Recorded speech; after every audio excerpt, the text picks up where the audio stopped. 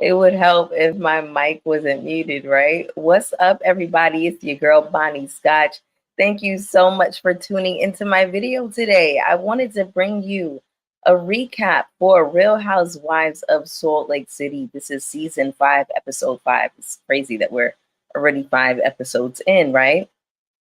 But I really did enjoy this episode. And I have to say, y'all, that Bronwyn is really growing on me.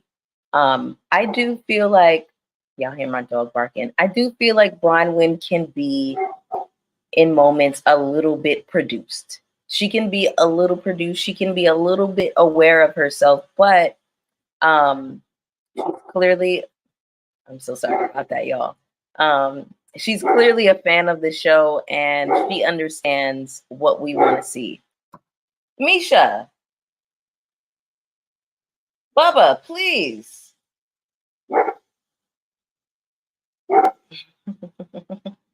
Hey, Mrs. Ginger Jordan, what's going on, babe? Hey, Kevin Reynolds, what's going on? Welcome, everybody. I'm so happy to see y'all. Tamara, what's up, babe? Nola, what's up? What's going on? You know, I get so excited whenever I see, some regular names down in the comments. Serena, what's up, baby? All right, let's get into this. Because I am enjoying Bronwyn's presence so much. And I found what we learned about her in this episode and what we learned about her daughter it was just so relatable personally. Okay. I definitely have some things that I want to cover here, but I have some notes. Let's go ahead and get into it. Okay. Now, before I get into it, go ahead and hit the like button for me. It is a free way to support my channel. It also lets YouTube know that I am here and that you all are rocking with my commentary. If you have not subscribed yet, go ahead and subscribe. I've gotten a decent amount of subscribers in the last week. So shout out to all of my new subscribers. I'm so happy to have new members of Scotch Gang, Bonnie Gang. What's up? What's going on? All right, so let's get into it. So this opening scene, we have Bronwyn meeting up with Lisa at this spot, and we are learning so much about Bronwyn and her family dynamic in this moment. We learned that her child's father, her baby daddy, whatever you want to call it, didn't want anything to do with her or the child. They come from this strong Mormon background, and essentially his family blamed Bronwyn for getting pregnant. Like she climbed on top of herself and got pregnant. But something that I have come to realize, something that is an understanding of mine. When you get pregnant as a woman, or if you know, are dealing with men and, there's a baby involved, I feel like all women should have the understanding that that is your baby. That is your baby.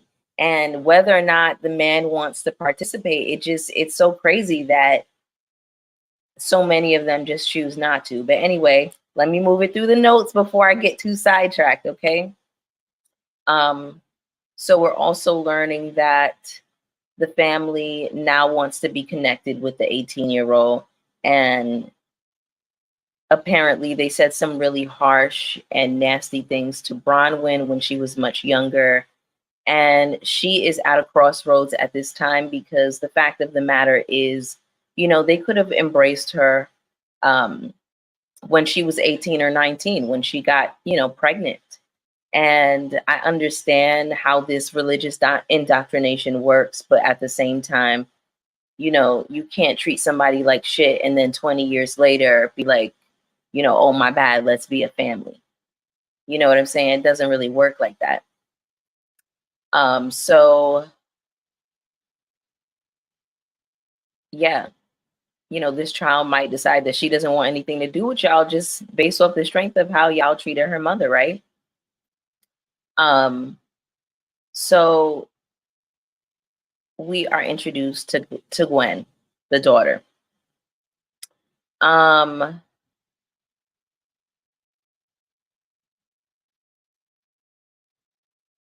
Oh, before I even get into Gwen,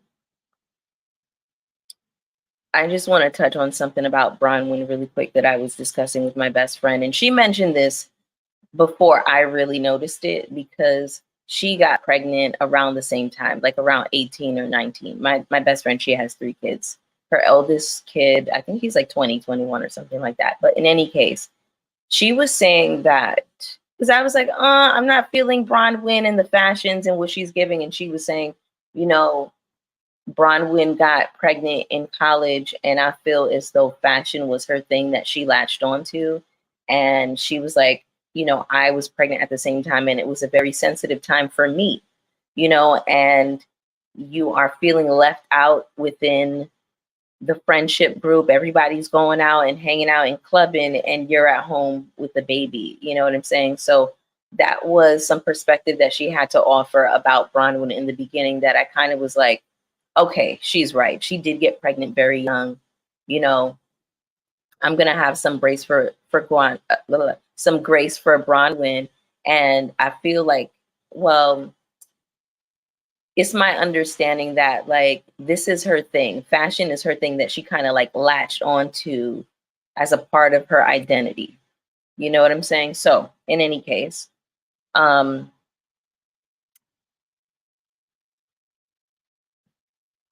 I guess we didn't meet with the daughter just yet, did we? I'm sorry, y'all. I just want to make sure that I'm not skipping ahead.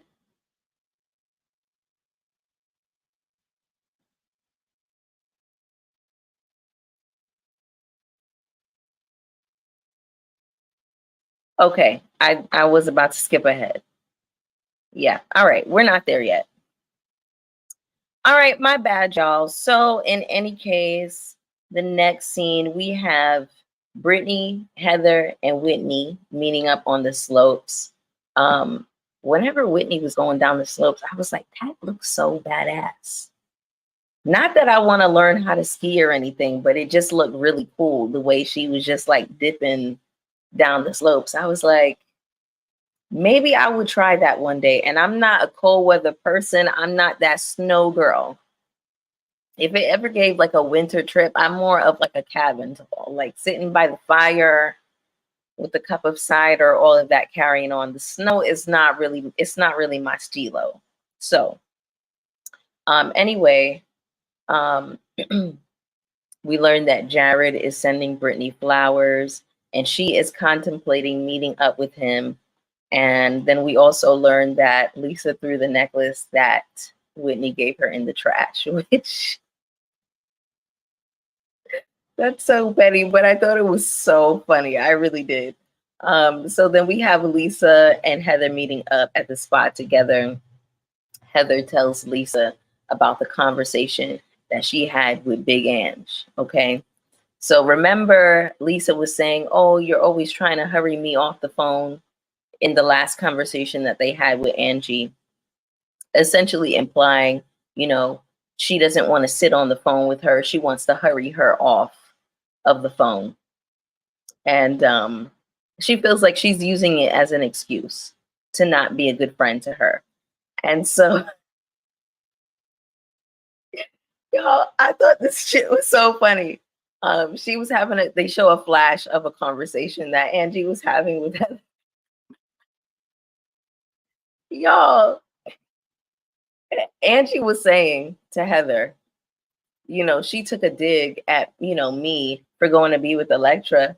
Well, I don't let Electra play video games until 2 in the morning. I'm a present mother, y'all. I'm sorry. I thought that shit was so funny. Only because production in the very top of the episode, they were in the kid's room and he was playing video games. And I was like, oh, okay. And then Lisa was like, she went into his room and she was like, hey, are you in your game room? And I was like, why is she saying it like that? She was like, hey, you're in your game room. And he's, locked in with his video game. And she's like, all right, well, I just got you something to eat. Are you hungry? And he's like, no. And she's like, well, get off of that game. And he stays locked into the game. So whenever Angie mentioned that, I just thought it was It was shady as hell, but it was so funny because I'm silly. I'm a very, very silly person. I don't know why I thought that was so funny. All right, y'all. So anyway, Lisa starts crying and she's like, I hate that she's questioning my parenting and I'm not a bad mother and everyone calls me a bad mother. Yeah, a lot of us have, Lisa, because for me, I just don't understand, like, why are you feeding these children fast food every day? It's not like it's your only option. Like, if it's your only option and you live in a food desert, you come from a certain type of lifestyle, I understand that. But girl, why, with all of this money, don't you have at least like somebody come in and cook a home cooked meal for these children? Like, if it were anybody else, they will call the people on Lisa. They will be calling CPS on her. Anyway, shout out to the 9 people in the room. Go ahead and hit the like button for me. Y'all, I haven't eaten dinner.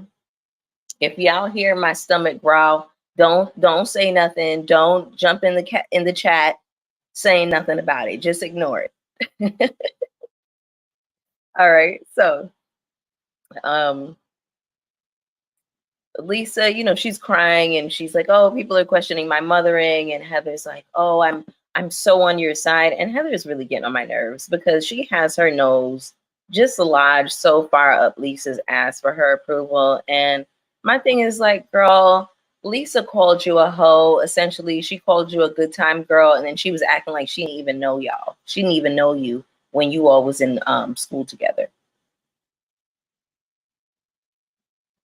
And then Mary clocked you at the end of the episode, and we're gonna get there. But I'm glad that Mary called it out. But you just running behind her, acting like her little flunky. And it's just like, girl, shut up. So what?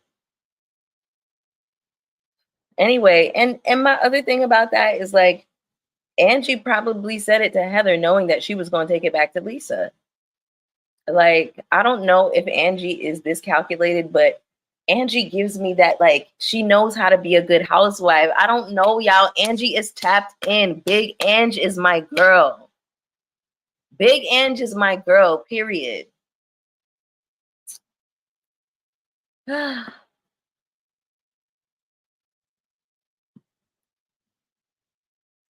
right. So, what else do we have here? We have a scene where one of Whitney's, Whitney is driving in the car with her husband, and one of her friends calls her, claiming that they have information about another friend who knows the person that runs the account who claimed that Whitney got her jewelry from Alibaba, as Meredith called it. Okay. And the person basically reveals that it's Lisa, allegedly. Okay. So now in the next scene, we have Britney meeting up with Jared, and she's acting all nervous, acting like a clown. And here's my thing about Jared. He knows that he has her wrapped around his finger. And here's the other thing about Jared that I noticed that I hate this so much. But Britney needs to wake up. She's the only one who can wake herself up, right? He knows how to play games. He knows how to push and pull, how to pull the power dynamic back to himself. He is so manipulative. He knows exactly what he's doing, y'all. So, did y'all peep when he said to her, he's like, I was so worried about you because you went to Milwaukee and then you ghosted me for a day. And then when you hit me back, I was like, oh, I was so relieved. How can I make it right? How can I make it better? And then he called her back into this meeting. And now she's like, are we good? And, I still want. And then he starts blaming Lisa. And he's like, oh, well, your friend jumped in. And that's our private moment, like trying to blame Lisa when it's him who has been wishy-washy and dodgy and fickle and disgusting this whole time. Now he's blaming whether or not like they can move forward together on Lisa. He is so manipulative. So he pulled the power back to himself. And she didn't even realize it. She didn't even clock it.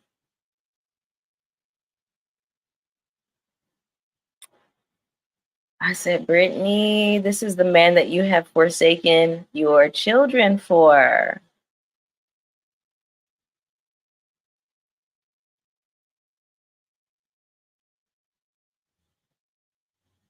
Girl, girl, girl, girl. It's just a very teenage scene. It's very, no, not even, it's early 20s, that early 20s manipulation. But Brittany, she wants to be dragged and manipulated through the situation. She has no self-esteem, no dignity, no self-worth. And, when she's ready to come up out of the gutter with this man, then that's what she's going to do, because you can't blame somebody and be like, oh, he's mistreating me. Well, you signed up for it 16 times, baby doll. He broke up with you 16 times, Toots. What could your expectation be of him now, really? Right? You can't put on your clown shoes and go to the circus and ask the clown why they're acting like a clown at the circus. What? You went to their place of employment, baby.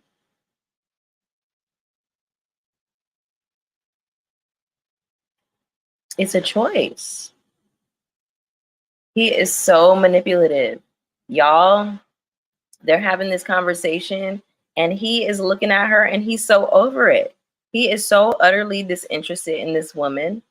And I'm like, the juice can't be worth the squeeze for an Osmond nephew. It can't be. And here's the thing about, Jared, he likes to play these games with Brittany because he knows that he can. Again, he knows that he is in power in the situation. He understands that. When she goes into this whole, he's like, oh, I hold your hand and I kiss you in public. And she's like, oh, well, you drop my hand around a cute girl. Girl, he can't even commit to holding your hand around other women. That's different. That's different. That's, oof. Anyway, child.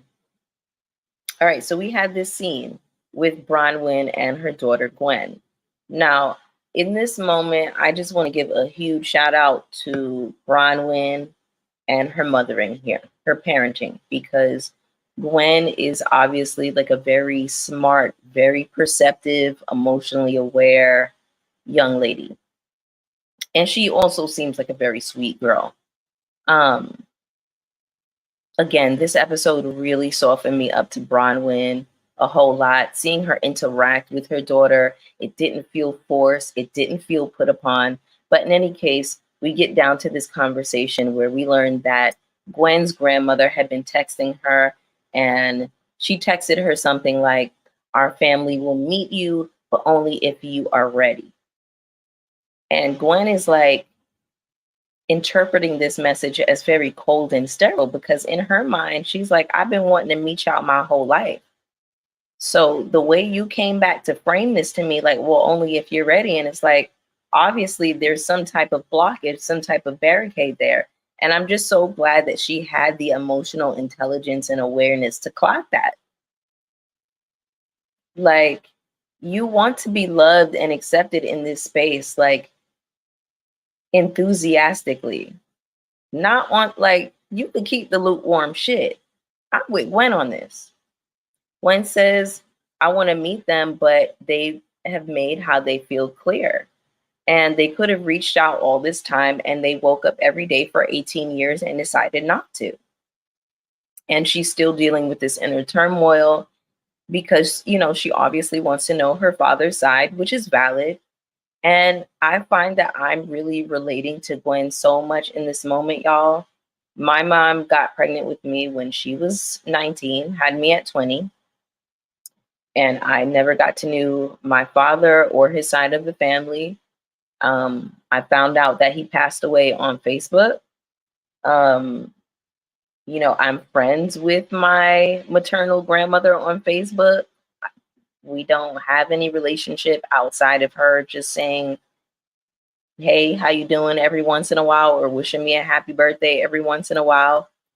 You know, there's only been like one aunt on that side of the family that I've ever met in person that made an effort to get to know me or really interact with me. I have another aunt who, she interacts sometimes, but I'm like, y'all niggas knew that I existed this whole time. And it was an active choice to enable my biological father's ain't shitness and his rampant irresponsibility, like his irresponsible ways. But he also was not, from what I learned about him, he also just was not a good person. He wasn't a good person. So it kind of just was what it was. But I remember growing up and like having those feelings of like, I really want to know who my father is.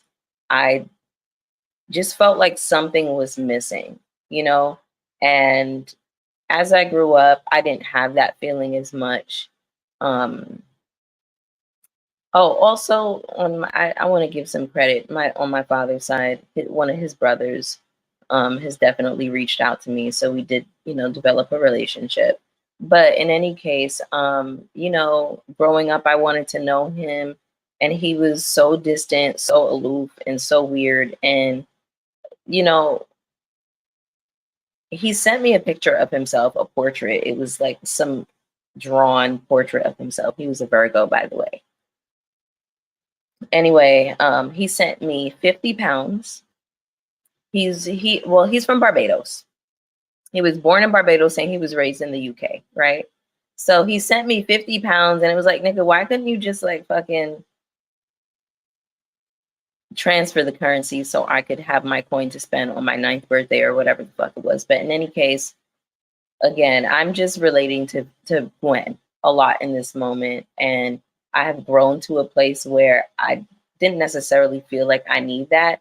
But, I have a biological sister, my mom's other daughter.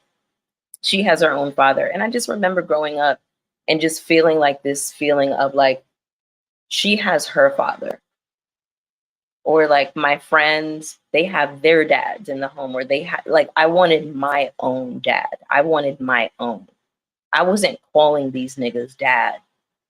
You know what I mean? Like, these niggas being my little sister's father, who also passed away, and later on my mom had gotten married to a guy like much later, but I don't claim that nigga.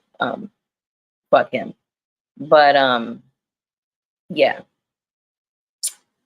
So I was just relating to Gwen so much in this moment, and I'm hoping that she can find her peace and work through it, because it just sucks where it's like,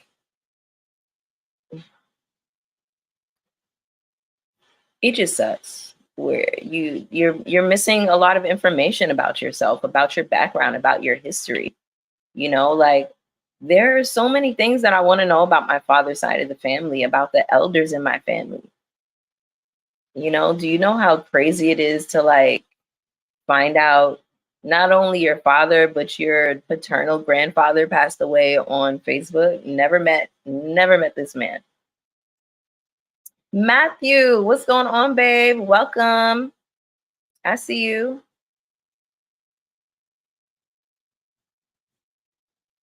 Raina says, my bio dad was not in my life. I can count on one hand how many times I saw him. Child. Ain't that the story of so many? It's a damn shame. It is a damn shame. Anyway, so we have Britney, Lisa, Mary, and Heather together. And Britney is telling Lisa that she caused a huge rip in the relationship between her and Jared. Girl, y'all's whole relationship was a rip. So, and I get him being annoyed that Lisa jumped on the phone and was, jumping off in his ass. Would I have done it? No. But do I care that she did it to Jared? Not necessarily, because Jared is a joke. Now, I wouldn't be jumping on the phone. I would be like, girl, please hang up the phone from that clown. he would overhear me talking shit about him. He would know that I didn't like him, but I wouldn't be taking the phone while she's on FaceTime to tell him nothing. Girl, hang up the damn phone from that clown. I would make the situation very uncomfortable. Don't try to, and the thing is too, like, I don't deal with those situations, you know what I mean? Like, I guess like in my early 20s that was a thing, but I just I'm in my late 30s. So I just don't even see a situation where this would be happening for real. But if it was, I'd be like, girl, get off the phone with that damn clown. We're out. She's out. We're out having fun. She'll call you back. It would have given that.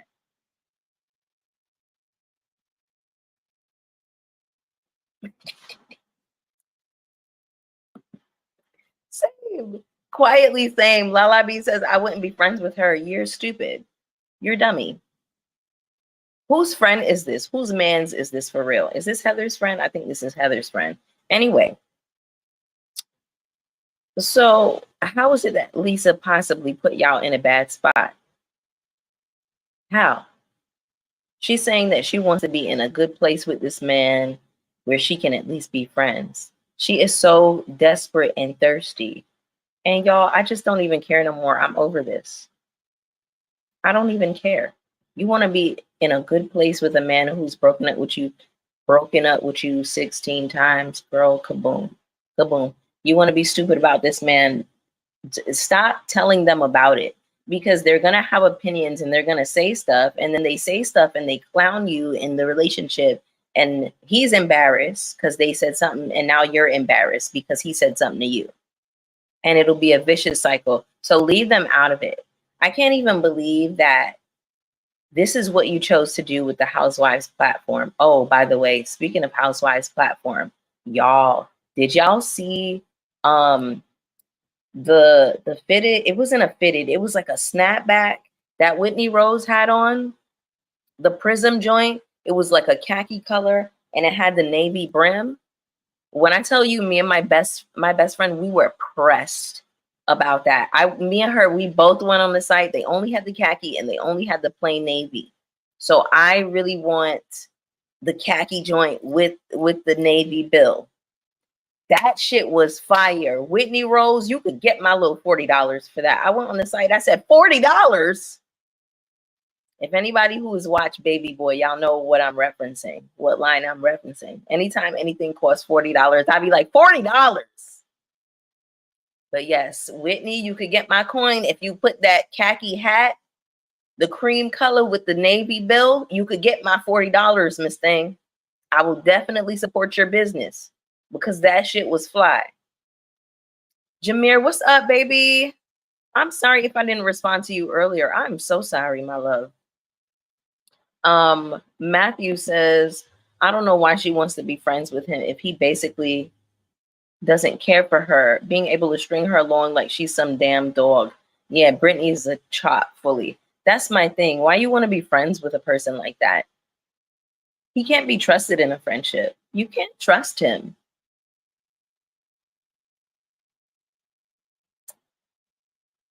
You know, it's hard being like wedged in that space between friend and a lover. But for me, you only got one time. You get one good time to cut up with me. You get one. Y'all,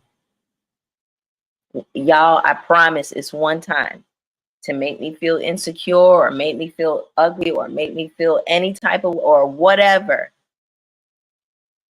If you drop my hand in public around other people, you're calling me ugly. For me, if I have to ask you more than once for something, I feel like I'm being called ugly or I feel like I'm begging. Yeah. Winston from Baby Boy, when he was like, y'all think this gonna look cute on me? Let me squeeze my tiny ass up in this. Yes. Real ones know. All right. So we have, I can't even remember how the conversation came up, but um Mary is calling out Heather in this moment for carrying information back to Lisa And she called her Two-Face. And she was like, you know, you're leaving a trail of lies behind you. First, it was about the black eye. Then it was about the body positivity. And I agree. You want to be up under Lisa's ass. And you've been friends with Angie for longer. And Lisa doesn't fuck with you like that. She never fucked with you like that. And she probably still doesn't. And she's happy to have you around as her flunky to do whatever little bidding she wants you to do. But y'all, I can't remember how the conversation even came up, but Mary calling Heather out immediately, I was like, I was here for it. I said, gag it, clock it, Mary. Because that was the first thing I noticed. I was like, girl, shut up. Oh, you know, I'm on Lisa's side and Angie shouldn't have said that. Like, girl, it wasn't that serious. It wasn't that deep. Yes, she did take a dig at her parenting, but I just thought that shit was funny. Oh my God, y'all. I got through this review in 30 minutes. That is insane. But it wasn't a whole lot going on to this episode. It wasn't a whole lot. It was cute. It was a cute episode, but this was really Bronwyn's time to shine. It was Bronwyn's episode, and I was here for it. I was like, okay, y'all. I like Bronwyn. I likes me some Bronwyn. I fucks with her. Quality parenting, clearly. Gwen seems to be a very smart girl and just like really sweet too. But y'all, that was pretty much the episode. Unless, you know, there was something else that y'all noticed that y'all want to jump down and discuss. I am so happy that it is almost Friday. This week went by really fast and I'm really happy about it. I have some things that I want to do over the weekend. I just feel like it's never enough time in the day, child. It's never enough time in the day. But I want to thank you all so much for joining me. Please hit the like button on the way out. Thank you for joining my live. I feel like that's it. That's it. I can't think of anything else. I'm hungry. I'm going to grab dinner. Y'all have an amazing rest of y'all's Thursday. Get some sleep. Get some good rest. I love y'all. Peace.